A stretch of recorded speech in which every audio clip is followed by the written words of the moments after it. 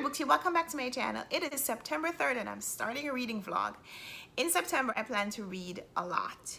And to prevent myself from having the challenge at the end of the month to recall everything that I've read during the month, I decided to start a reading vlog. No, this is not an original idea. A lot of my favorite booktubers are doing this now, but I thought I'd do it too.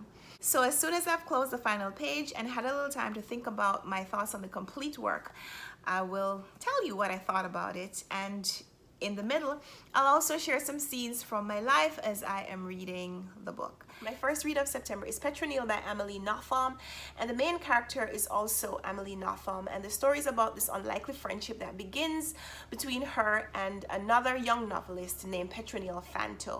And so because the author is both writer and character, I'm not sure if this is fact or fiction, but this collection of vignettes or anecdotes or made-up stories, whatever it is, it's 120 pages of just literary goodness. I liked it a lot. So what's the story about? It's about this unlikely friendship that develops between the author Amelie Nothomb and a young woman who starts writing to her. She's a student, and one day Amelie is having a book signing and Petronille shows up to have her book signed, and Amelie's taken with her, recognizing her from the letters that they've been exchanging. She invites her out and they become friends. However, the more successful author, of course, Amelie, she wants to share her luxuries as she's trying to get Petronille to form an even closer relationship with her. She kind of tempts her with the luxuries that her authorship affords her. But in the meantime, you're thinking, well, here's a young woman who just wants the life that this more successful author has. And eventually, over the course of their relationship, Petronille also becomes a published author. And so the imbalanced relationship starts to develop a little bit more equal footing. The unlikely relationship begins with this letter correspondence that harkens back to this age-long past. But the plot is revealed over several years, and so as we follow these characters over the transition of time, we get to see how their personalities evolve and also how their success as authors develops and changes. And so the relationship between these two women also changing as these women bare their souls to each other, but also to the rest of the world through their controversial publications. We get to see the expression of authorship, how much of life is fictionalized and how much of the struggle that authors write about is really coming from personal experiences. I love that. As a writer myself, I love that. There's also a contrast between rich and poor because Amelie Nothomb, of course, when we meet her, she's a successful author and she has these very refined tastes. So Petronille is a struggling student when we meet her, and Amelie is trying to tempt her into becoming a drinking companion, offering her champagne that Petronille can't afford. And so the favors that the more successful author is trying to ply the younger woman with, she can't reciprocate. And as a matter of fact, Petronille is from a proletariat background. Her parents are communists, and her risky behavior exhibited throughout the novel seems to be some kind of a rebellion against her upbringing and against the political beliefs that her parents have and that she may or may not share, but is probably still trying to reconcile within the context of her evolving life. I loved a lot of things about this book. It is short, it's only 120 pages, and the fact that this author has many other books translated to English makes me excited. She's written over 20 books and a lot of them have been translated.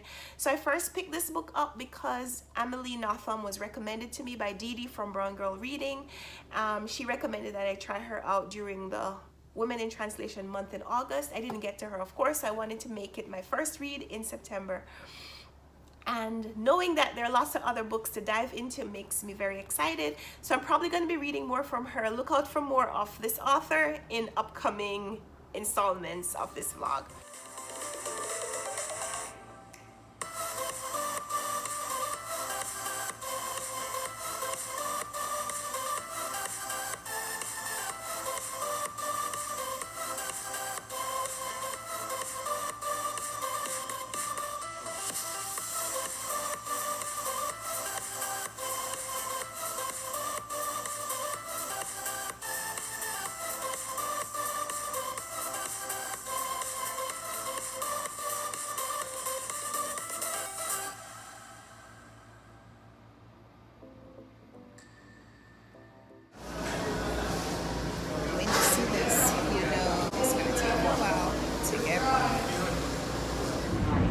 Transfers available to the F.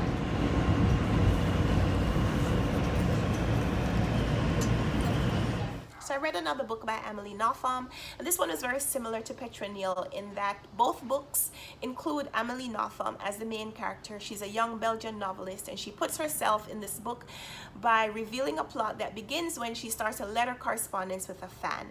In Petronille, the relationship quickly becomes physical and interpersonal in that they meet each other, and the rest of the book changes from epistolary to real life interactions. In life form, Amelie Nothomb receives a letter from a soldier, a US soldier who's stationed in Iraq, and she initially balks at the bravado that he and the liberty that he seems to take in writing her this letter. But she begins this letter exchange, and most of the book continues in this epistolary format. I'll tell you what the first page says. This is the introduction to the book. That morning, I received a new sort of letter. Baghdad, December 18, 2008. Dear Amelie Nothomb, I'm a private in the US Army. My name is Melvin Maple. You can call me Mel. I've been posted in Baghdad ever since the beginning of this war, over 6 years ago. I'm writing to you because I'm as down as a dog. I need some understanding, and I know that if anyone can understand me, you can. Please answer. I hope to hear from you soon. Melvin Maple. And she says, at first I thought this was some sort of a hoax. That is interesting because that is her first reaction, but she doesn't follow up on it. Instead, she begins this letter exchange with this soldier, and most of their relationship continues through these letters, where no matter how much she doubts him, she keeps going back for more. Melvin Maple is interesting. He is this US soldier, and when he explains to her what his reason for writing, he says that he's been stationed there so long, he's developed an eating disorder in that he binges, but he never does the throwing up part. So he's gained a lot of weight, an obscene amount of weight. As a matter of fact, he's gained so much weight that he's essentially gained another person. And of course, this other self is female because she spends so much time with him and she gives him comfort. I mean, 6 years in Baghdad, a man could get lonely. He names his companion Scheherazade, which, if you're familiar with the fairy tale 1001 Nights, Scheherazade is the heroine of 1001 Nights, where she's the young woman who stays alive because she keeps the king entertained for 1001 nights by telling him stories that keep him interested so he doesn't kill her. And so when Melvin speaks about Scheherazade, Amelie should have been put on pause because as a writer, she should know this story. She should know that he's doing something to her, but she ignores all the signs and continues this letter exchange. And the inclusion of this well-known character and the comparison with this well-known story just upped the literary quality of this book for me and made me love it. There are a lot of things that I love about it, but something that's really interesting for me in reading this book as well as Petronille is how the author Amelie Nothomb includes herself as a character and so reveals some things about her life and maybe some of the challenges of being an author. But I also like the way she pokes fun at the impact that she would have on readers by also showing their impact on her. Melvin Maple originally outs himself as this person who needs help. And while Amelie Nothomb, the character, is not in the business of helping people, or at least she doesn't think so, she's not in the business of helping individual fans. She's writing books to cater to the needs of a wider society or a wider group. But Melvin Maple, in reaching out to her, he enlists her assistance. And in the evolution of their relationship, the author becomes Melvin Maple's personal cheerleader and friend and fan, which I think is a role reversal considering that their relationship begins with him saying that he is her fan. And I loved how she used this relationship to poke fun at the role between writer and reader. And if you're an author yourself, if you like exchanging letters with family or friends or pen pals, or if you write stories or poetry or books for a wider audience, and I think you'll appreciate what she's able to accomplish in this book. Again, this is a small book. It's only 120 something pages, so I can't tell you too much about the story, but I enjoy the literary quality of it. I really love the comparison that she made between the 1001 Nights story as well as the relationship between these two characters here.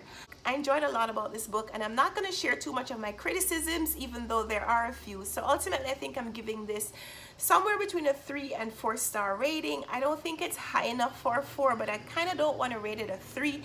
So I think I'm gonna say 3.5, even though my Goodreads rating is probably gonna be a 3. I don't want to round this one up. I think I'm satisfied with saying that it's a 3 star, even though I know it was a little bit higher than that. And so my next read, I still have one more Women in Translation book that I want to get into before I start reading anything else this month. And so I'm gonna be starting I'll Be Right There by Kyung Sook-Shin. So I'll be talking about this one in my next vlog installment. So stay tuned for that. This is my first book by her, translated from the Korean by Sora Kim Russell. So here's the poem that she uses to start this book. Who is that weeping, if not simply the wind, at this sole hour with ultimate diamonds? But who weeps so close to myself on the brink of tears? Paul Valery, the Young Fate. Okay. Kyung Sook-Shin includes these 5 promises in the first chapter. When I turned 20, I returned to the city and made 5 promises to myself. 1. Start reading again. 2. Write down new words and their definitions. 3. Memorize 1 poem a week. 4. Do not go to mom's grave before the Chuseok holiday. And 5. Walk around the city for at least 2 hours every day.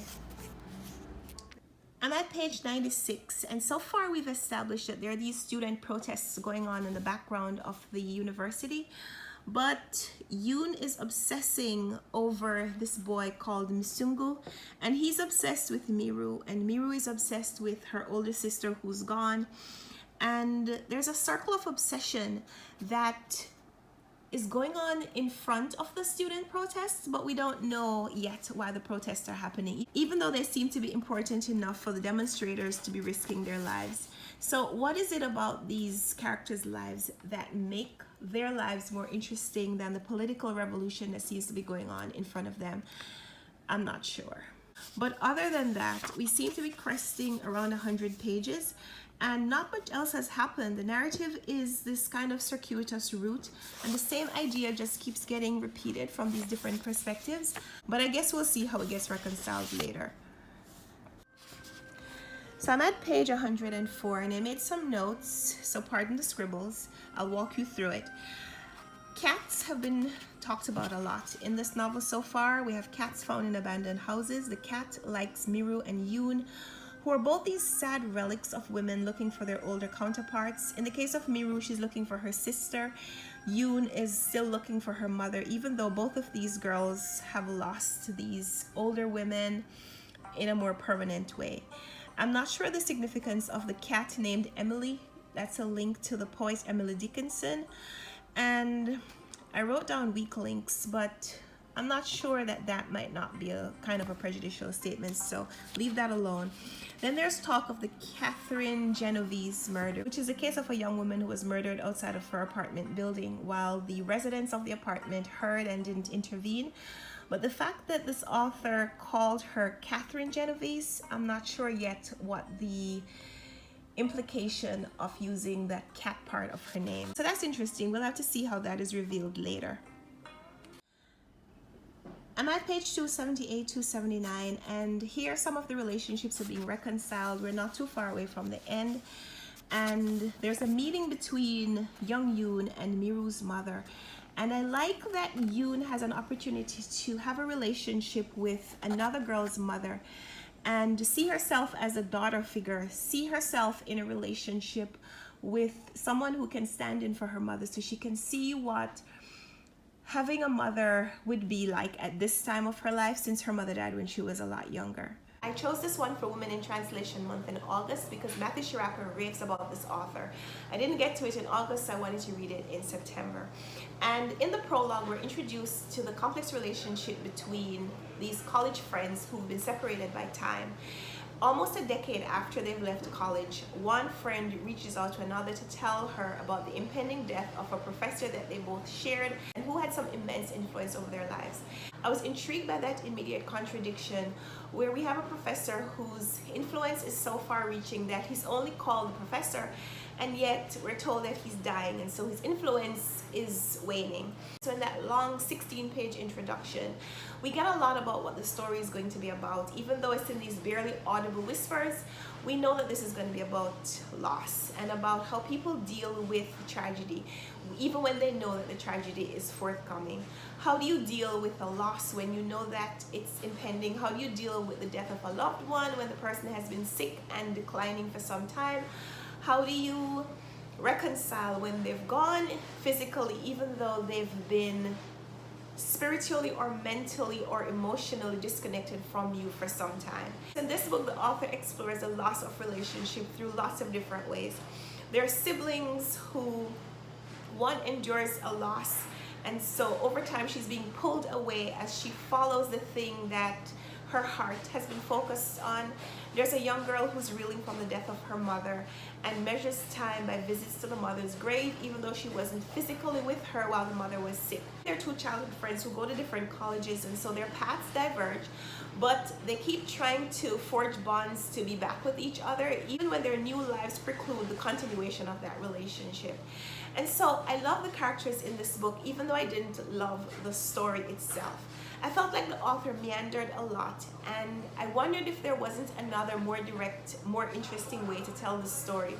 But in the meandering, she illustrates kind of the story that she repeats at several points in this novel. It's like a river meandering, and every time it bends, you get a little bit more deposit, even though you keep wondering, do I really need to go this distance, and is what I'm getting going to be worth the distance that I have to travel to get there? There's a story that she brings in, and I love when authors use comparisons between other more established stories to illustrate their novel. And in this one, she tells the story of Saint Christopher, who's a strong man who ferries people across a river.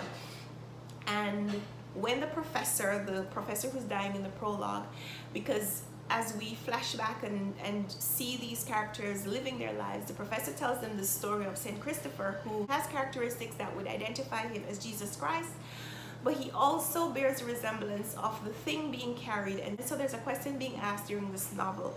At any one point, are you carrying a load, or are you the load being carried? Of your relationships with other people, how much of that burden is yours to bear, and how much of it is a burden that you exert on other people? And I love the way that the author really played with that idea through this book. In the end, I gave this 3 stars, not because it didn't have high literary quality, but I felt like it didn't quite get to where it was trying to go. And I think this is one of Kyung Sook-Shin's earlier novels. This one was first published in 2010, so 8 years ago. I think she's become a way more accomplished writer. So I definitely want to read more from her. I have The Court Dancer on my radar, so I'm going to be making comparisons between this novel and the next book that I read from her, so stay tuned for that. So that's it. Those are the first 3 books that I read in September. Leave me a comment down below. Let me know if you're enjoying these vlog style recaps. And I'm gonna do them for the rest of the month and maybe test this theory out, see if I prefer this to doing a month-end recap, and let me know how it's going for you. But know that there are gonna be more of these coming, so even if you don't love it, know that there are a few more coming before you can really decide whether you want to continue this or whether I should continue this in October. So thanks for watching this video. Leave me a comment down below. Let's talk about these or any of the other books that are on your radar, and maybe I'll put them on mine. So we'll talk down there, and until next time, happy reading. Bye.